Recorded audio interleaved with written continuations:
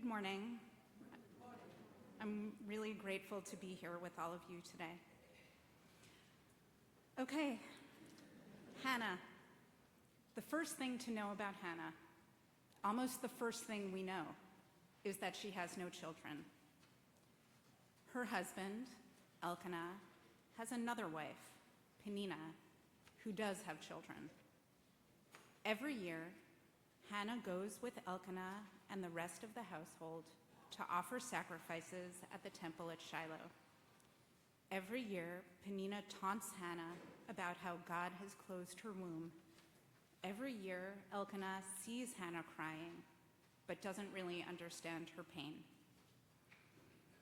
One year, something interrupts this cycle.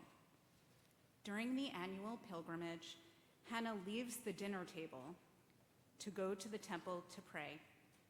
She vows that if God grants her a son, she'll dedicate him to God's service.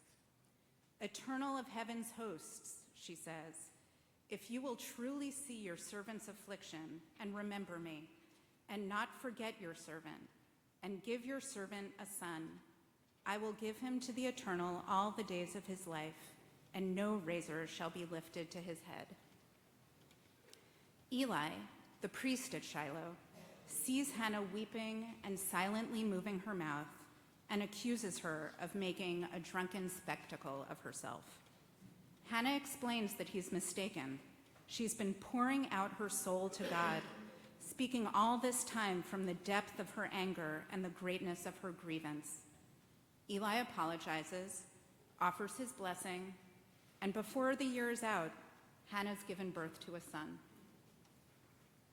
So, what just happened here?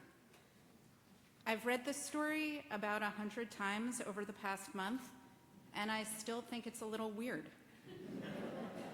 There aren't many examples of this sort of prayer in the Torah. Hannah, unmediated by Eli or by ritual, asks God to grant her exactly what she needs and no more. Why is this effective? We hear that Peninnah taunts her, but she doesn't pray to God for an end to that.